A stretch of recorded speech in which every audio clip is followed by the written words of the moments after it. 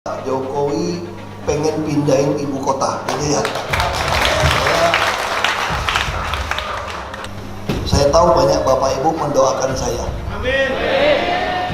Ya kalau orang tanya sama saya, kenapa bisa berdiri di sini? Saya bilang karena anugerah Tuhan dan doa dari banyak orang. Jadi itu yang saya yakinin. Kalau saya komentarnya jangan terlalu banyak, makin banyak makin ngaco biasanya. Ngaco buat pihak yang tidak suka gitu loh. Kasih kopi, berarti sekarang di atas kepala saya diletakkan tanggung jawab untuk anak-anak, untuk suku Dayak. Saya waktu disampaikan itu, saya sangat bersyukur. Tidak semua orang bisa dipercaya untuk tanggung jawab. Dan hari ini bagi saya merasa senang, sukacita, bangga. Kami diberikan tanggung jawab atas kehidupan lebih baik dari suku Dayak di Kalimantan Timur ini. Ada pepatah kuno bilang gitu ya, terlambat itu nggak masalah, asal kamu tetap berjalan. Yang masalah itu kamu tidak mau melangkah.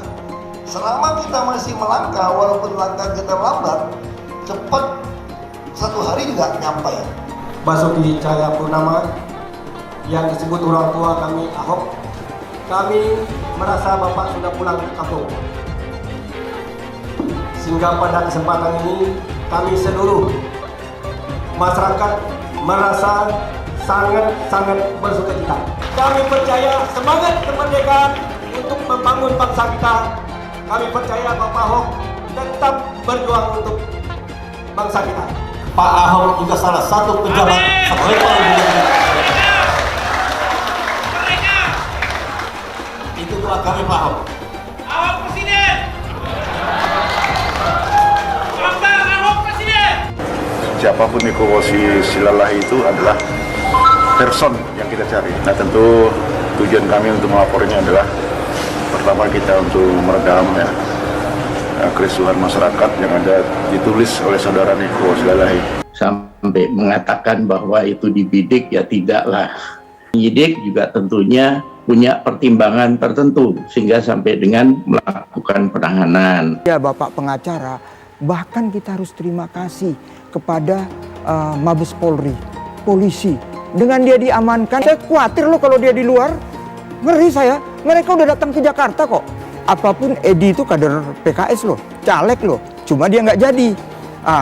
Saya lihat nggak ada, partainya diam-diam aja, nggak ada permohonan maaf dan lain sebagainya. Akhirnya Edi juga yang ngomong. Pening juga aku tante. Saya ngerti lah Pak, kan dia PKS. Memang kalau PKS itu apa aja nggak setuju gitu. Tapi rakyat bisa mengerti. Kalau PKS nggak setuju, artinya baik apa yang kita lakukan. Apapun yang dia bicarakan di dalam YouTube itu adalah produk PES gitu loh. Kalau saya lihat sih memang udah jadi target lah. Ya kalau saya lihat terlalu dipaksakan gitu loh. Keluarnya surat penahanan terlalu dipaksakan kalau menurut saya. Walaupun memang kita sudah tahu lah bakal ditahan. Sebelum datang itu Pak Edi sudah tahu bakal ditahan. Kami tidak ada pernah bicara masyarakat Dayak kok, nggak ada. Pak Edi nggak pernah nyinggung-nyinggung masyarakat Dayak kok di situ. Hanya tempat jin buang anak aja. Itu aja. Yang ribut kan sekarang masyarakat Dayaknya yang ribut. Terhadap saudara EM, penyidik melakukan penangkapan dan dilanjutkan penahanan karena dikhawatirkan melarikan diri, dikhawatirkan menghilangkan barang bukti, dikhawatirkan mengulangi perbuatannya kembali. Zaman 10 tahun ya. Edi Mulyadi nantangin ditahan, saya dibidik. Saya dibidik bukan karena ucapan tempat jin buang anak. Saya dibidik bukan karena macan yang mengeong. Tapi karena saya dibidik, karena saya dikenal kritis. Sampaikan kepada Edi Mulyadi bahwa monyet genderuwo kuntilanak yang dikatakan beliau sekarang ada di Jakarta untuk mencari beliau. Yang dikatakan kuntilanak genderuwo sebenarnya adalah Edi Mulyadi itu. Edi Mulyadi CS menghina kami, tempat kami sebagai tempat pembuangan anak jin. Kepada kamu Edi Mulyadi, kami sekarang ada di Jakarta. Ya. Kami ada sekarang di Jakarta. Kami akan jemput kamu. Kalau dia tidak tahan maka kami akan eksekusi dan bawa dia ke Kalimantan untuk sidang adat Pak. Baik, saya mendukung kasus Edi Mulyadi ini diselesaikan secara hukum adat dan budaya. Kami akan kawal kasus ini sampai selesai. Yang dilakukan oleh Edi Mulyadi, saya merasa terhina. Ya, merasa sangat terhina. Karena dia menganalogikan ya, Kalimantan itu sebagai daerah tempat jin buang anak. Tempat yang sangat terpencil, hantu belau, genderuwo yang ada di sana. Hei Bung, Kalimantan itu ya sejarahnya bisa dirunut sampai 8.000 tahun sebelum Masehi. Lalu kenapa Edi Mulyadi dan teman-temannya mengatakan bahwa itu tempatnya segala gondoruo, ya, kuntilanak dan monyet yang hanya layak ditinggalin monyet. Jadi jangan dikira hanya bilang maaf deh, it's okay. Lalu cari pembenaran. Maksud gua kan begini, nenek lo. Itu maksud lo, jangan paksa gua ke dalam alam pikiranmu. Ibu kota itu akan diisi oleh siapa? Ya. Siapa yang mau beli? Apakah Gondoruo atau kuntilanak, tempat jin buang anak, itu maksudnya adalah kira-kira begitu. Sehingga saya berpendapat hanya monyet yang pindah ke situ. Kata-kata hanya monyet itu ditujukan kepada orang-orang yang pindah ke Kalimantan. Pemindahan ibu kota merupakan agenda PKI. Gue mau beli tanah lu entar jadi mall punya gue, gitu. Gue nggak mau kalau si Alfian nggak dipenjara, coba. Jadi mereka sekarang udah terang-terangan. Jadi kalau saya bilang di istana ada PKI, memang PKI di sana sarangnya. Soekarno nggak ada alasan kita memuja-muja dia berlebihan bahwa dia pembaca teks proklamasi. Ya, kita nggak akan membantah itu, tapi nggak ada istimewanya. Ya ngomong yang jujur aja deh Mas Jokowi. You siapin ibu kota buat siapa? Buat rakyat bangsa Indonesia atau untuk Beijing baru? Saya nganggap ini ibu kota Beijing baru dan mereka nggak takut di demo. Karena kalau di Jakarta kan pasti di demo sama rakyat biasa, sama mahasiswa. Kalau ibu kotanya di Kalimantan Timur, siapa yang mau demo ke sana? Siapa yang mau pindah ke Kalimantan Timur, ke Penajam? Kagak ada kan? Tapi dari Beijing dengan penduduk 1,4 miliar, banyak tuh yang mau pindah ke situ. Pengembang Cina yang membangun di sana, mereka nggak masalah rugi kosong, nggak masalah karena pasti ada penduduk yang dikirim ke sana. Siapa? Warga RRC tinggal di sana. Masa gini aja nggak ngerti sih? Masa Menteri Pertahanan kayak begini aja nggak ngerti sih?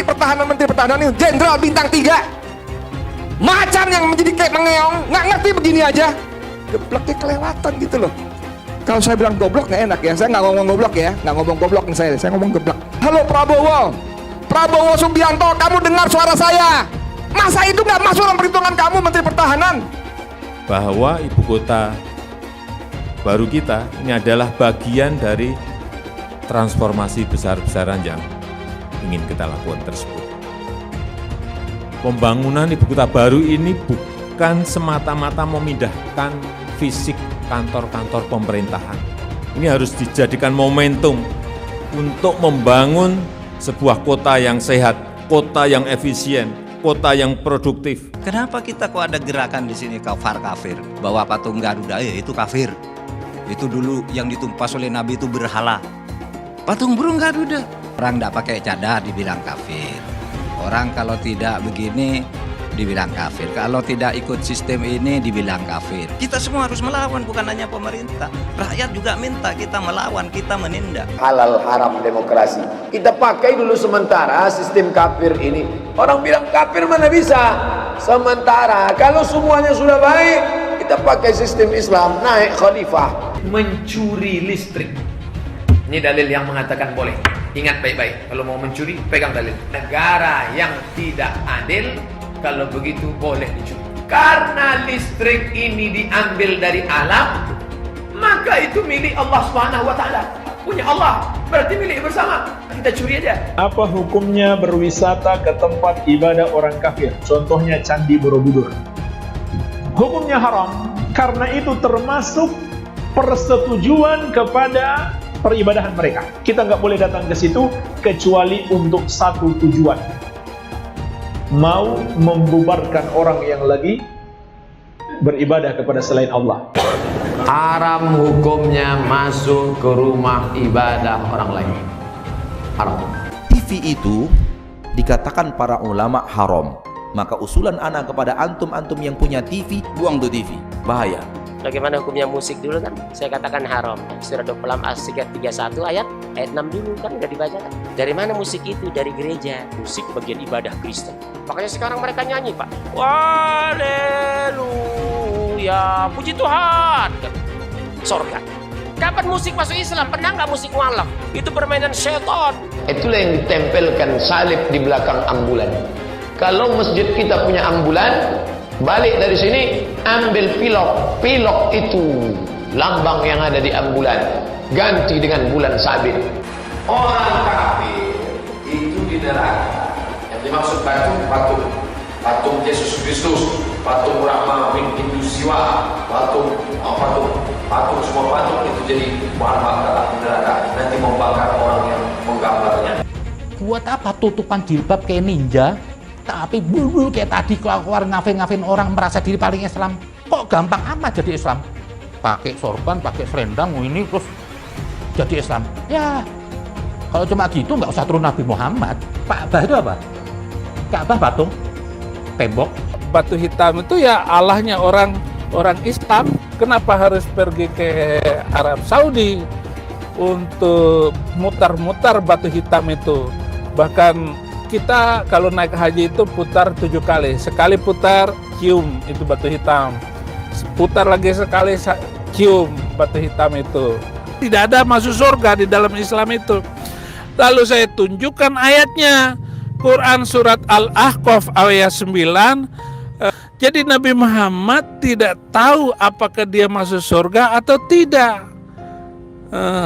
Nah ini yang dimaksudkan oleh Muhammad Kacai, bahwa tidak ada keselamatan di dalam Islam.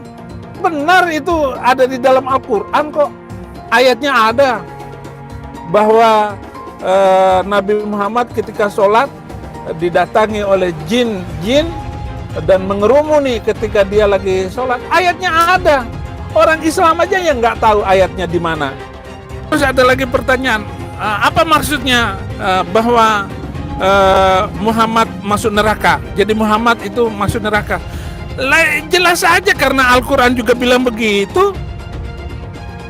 Quran surat ke-19 ayat 71 dan 72 dan 300 ayat di dalam kitab itu boleh menyelesaikan nyawa orang. Surat ke Al-Baqarah ayat 191. Yuk sekarang kita berpikir, jangan takut murtad dong. Daripada kamu mempercayai sesuatu yang tidak benar. Betul nggak? Ya iya, berpikir kritis. Bela kitab sucinya, bela Tuhannya, ya kan? Kalau Tuhannya pun setan mungkin dibela juga, kan begitu? Jangan katakan bom bunuh diri. Ini banyak wartawan-wartawan yang tidak Islami memakai istilah-istilah kafir tanpa dia sadari. Gerakan bunuh diri, padahal gerakan mati syahid. Zaman sahabat Nabi pakai pedang, zaman sekarang tak pakai pedang. Letupkan, ledakkan, mati syahid. Ada pun orang yang mengejek ini mati konyol. Orang mati syahid dia katakan mati konyol. Saya pernah ditanya, apa pendapat Pak Ustadz tentang ISIS? Bagus, saya bilang. Siapa yang tidak ikut kepada ISIS, kafir, halal darahnya. Ceramahnya Ustadz Abdul Somad, ya, ceramah yang membenarkan bom bunuh diri.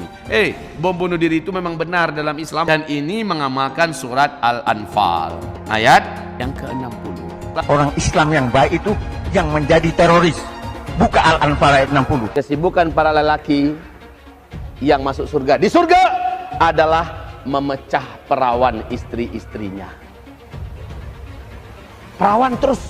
Mereka menyatakan bahwasanya kesibukan penduduk surga itu memecahkan keperawanan para bidadari.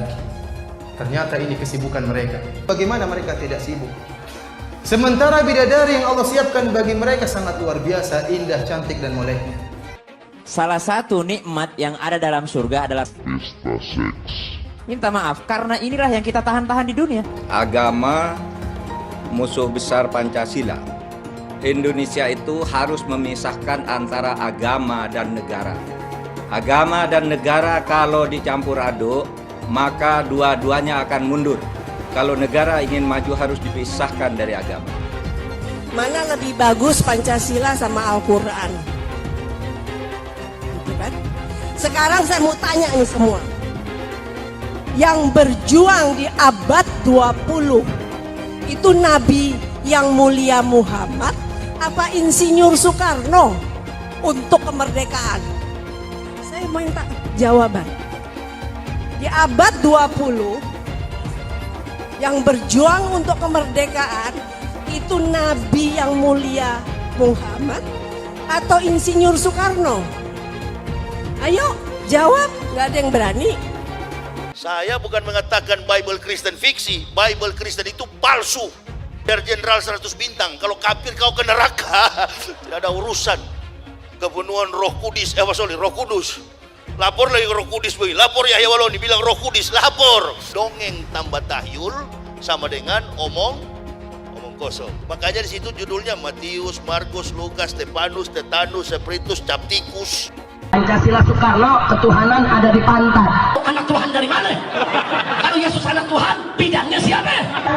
Besok di seluruh wilayah Indonesia kami katakan bahwa Karena di salib itu ada jin kafir. Karena di salib itu ada jin kafir. Karena di salib itu ada jin kafir. Haleluya.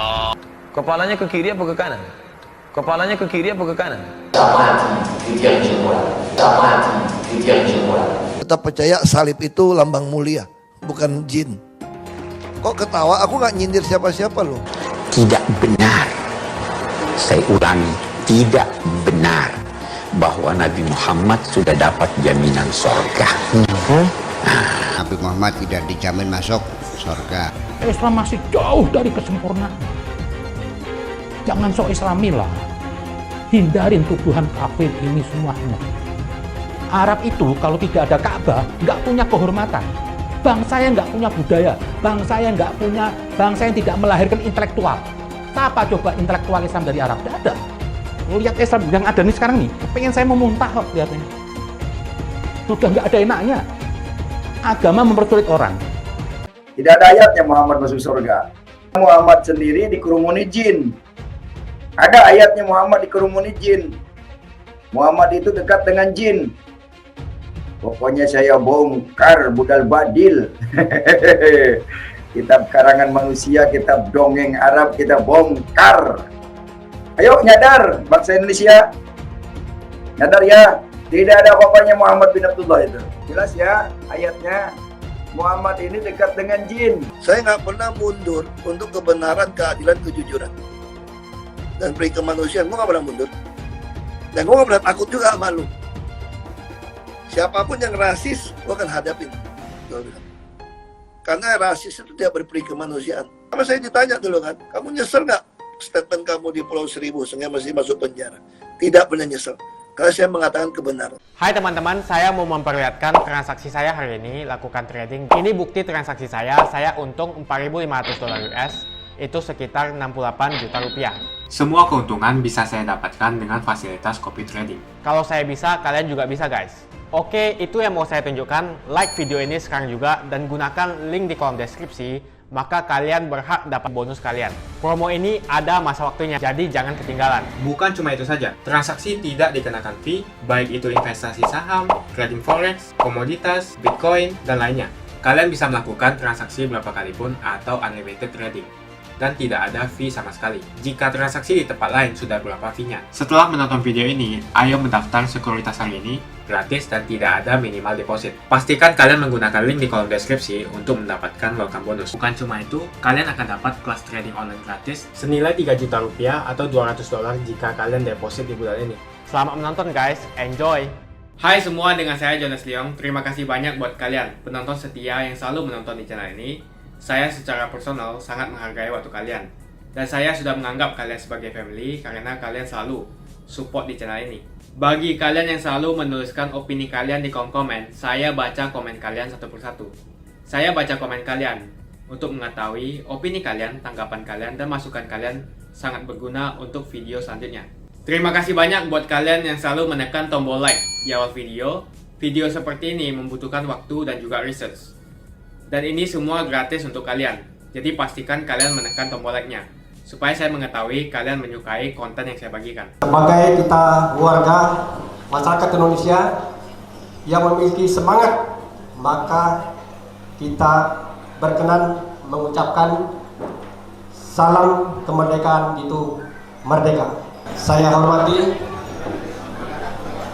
dari kedatangan Bapak Basuki Cahayapurnama yang disebut orang tua kami Ahok, sehingga pada kesempatan ini kami seluruh masyarakat merasa sangat-sangat bersukacita, di mana Bapak selaku orang tua kami merasa Bapak sudah pulang ke kampung.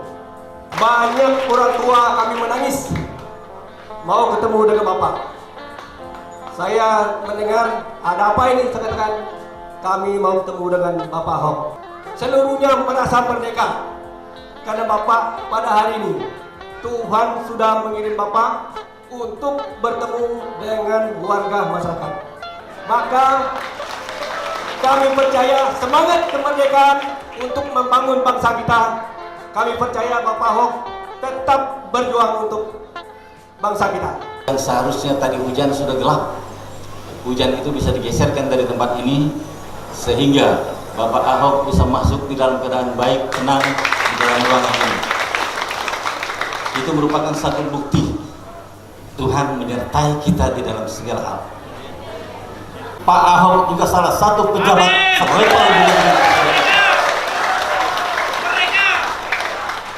Itu doa kami Pak Ahok.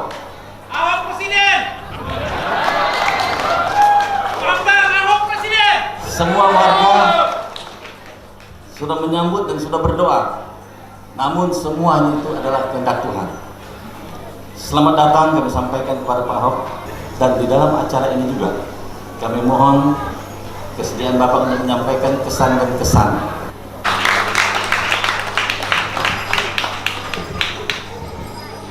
Mohon maaf, saya harus bawa contekan. Dan saya hormati juga Pak Eslon Palan dari Lembaga Adat Kelurahan Budaya Pampang. Untuk juga para ibu-ibu, adik-adik, anak-anak semua, dan tentu juga para yang dituakan di sini dari suku Dayak kayaknya di sini. Tentu juga beberapa tokoh adat, pasti pemuda, ibu-ibu semua. Saya mau sampaikan shalom. Saya pertama-tama terima kasih. Selama ini saya tahu banyak bapak ibu mendoakan saya. Amin. Jadi kalau orang tanya sama saya kenapa bisa berdiri di sini, saya bilang karena anugerah Tuhan dan doa dari banyak orang. Jadi itu yang saya yakinin. Jadi waktu saya keliling beberapa negara itu, kalau saya lihat beberapa daerah-daerah sukunya segala macam ya, yang paling lebih dalam itu suku Maori di New Zealand. Itu ada beberapa suku.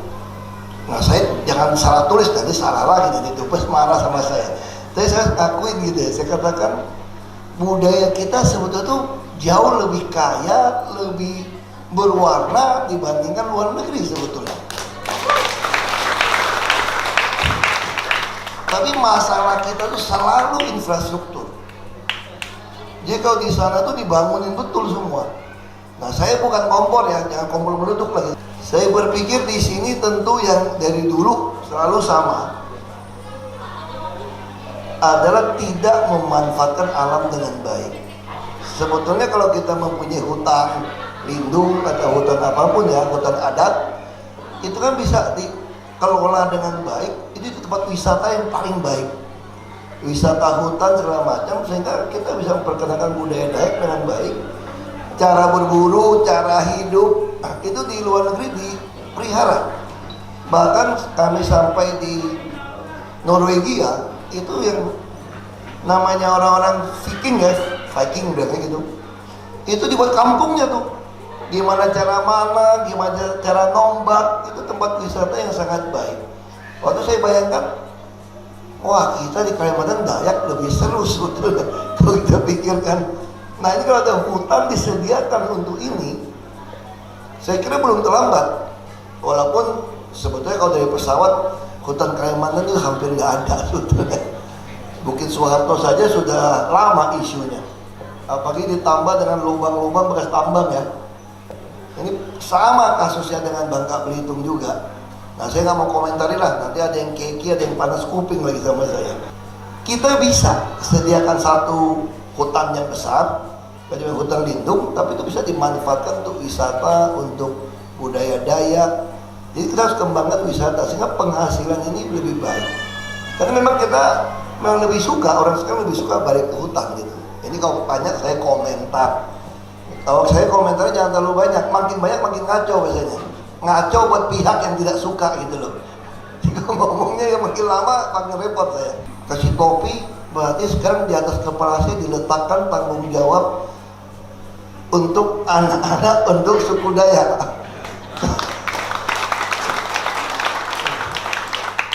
Saya mau nolak gitu ya? Enggak. Saya waktu disampaikan itu saya sangat bersyukur. Tidak semua orang bisa dipercaya untuk tanggung jawab. Dan hari ini bagi saya merasa senang, sukacita, bangga dengan istri saya. Kami diberikan tanggung jawab atas kehidupan lebih baik dari suku Dayak di Kalimantan Timur ini. Ini bagi saya satu kehormatan bagi saya. Nah, ini satu kehormatan. Dan tentu pedangnya kemana Pak? Bisa ada pedangnya Pak? Enggak, saya bercanda Pak, saya suka bercanda aja Pak, supaya nggak terlalu tegang gitu ya.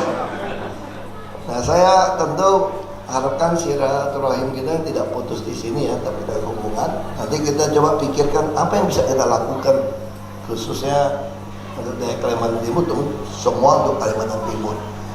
Ya saya tidak tahu, mudah-mudahan saja. Saya kalau baca-baca berita katanya Pak Jokowi pengen pindahin ibu kota, gitu ya.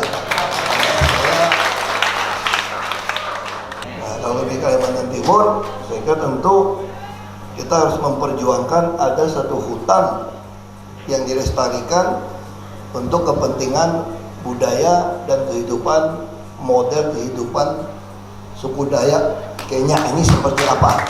Saya kira itu yang penting supaya itu dimiliki, karena bagaimanapun juga kalau kita memiliki satu tempat itu sampai berapa ribu tahun pun budaya ini tetap tahu aslinya seperti apa. Nah saya kira itu juga di tempat wisata. Tidak mungkin sebuah ibu kota hanya ibu kota kalau tidak ada wisata. Hampir semua ibu kota baru itu sepi. Nah tapi coba kalau dibangun kembali seperti di pedalaman lagi, hutan kotanya banyak. Lalu bagaimana soal pohon? Ini udah pada nggak ada pohon gede-gede. Nah kita bersyukur sama Tuhan, kita tinggal di Katulistiwa. Orang bule nanam pohon bisa 20-30 tahun baru kelihatan gedenya. Kalau kita 20-30 tahun besarnya udah luar biasa. Nah saya kira kita tidak terlambat. Yang penting mau ada usaha untuk kita lakukan. Ada pepatah kuno bilang gitu ya, terlambat itu nggak masalah, asal kamu tetap berjalan.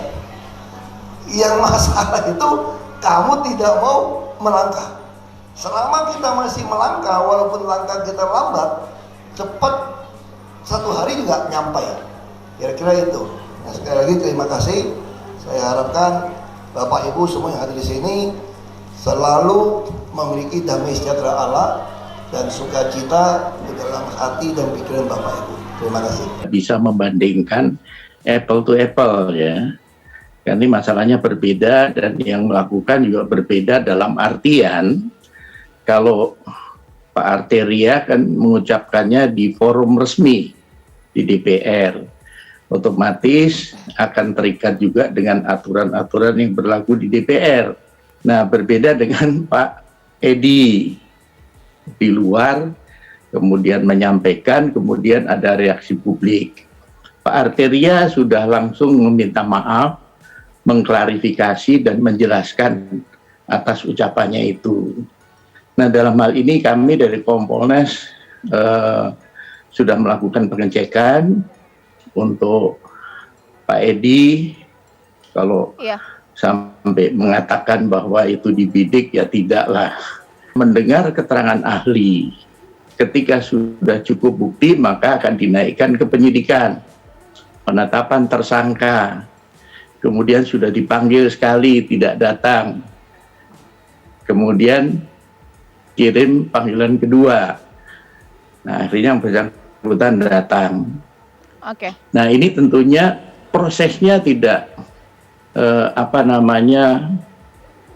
asal saja, tetapi ada tahapannya, harus dilalui, harus ada gelar perkara. Penyidik juga tentunya punya pertimbangan tertentu sehingga sampai dengan melakukan penahanan, timbangan subjektifnya dan sebagainya. Nah, sebetulnya menurut saya ketika ada itikat baik begitu dipanggil pertama, kemudian datang, kemudian nanti pihak penasihat hukum mengajukan untuk restoratif justice, saya yakin pihak penyidik juga akan merespon. Tapi ini kan ada proses yang sampai dengan di media cukup ramai ya. Siapa orang Kalimantan? Penduduk aslinya Dayak. Saya kebetulan sebelum Pak Jokowi ke sana, saya 5 hari. Saya lihat bagaimana, saya terima kasih, tapi lihat Kapolda kerja kerasnya. Tiap hari demo, ya, bagaimana marahnya mereka. Sebentar ada yang diperumpamakan, maaf aja, ya saya minta maaf. Ini babi disembelih, ya, belum lagi binatang-binatang lain. Jadi saya rasa gini aja Bapak pengacara, bahkan kita harus terima kasih kepada Mabes Polri, polisi. Dengan dia diamankan kan Bapak sebagai lawyer pendamping lebih enak gitu. Saya khawatir loh kalau dia di luar, ngeri saya. Mereka udah datang ke Jakarta kok. Hal-hal seperti ini. Jadi kita udahlah. Makasih banyak buat kalian yang nggak skip dan nonton video ini sampai habis. Saya secara personal sangat menghargai waktu kalian. Makasih banyak buat kalian yang sudah tekan tombol subscribe.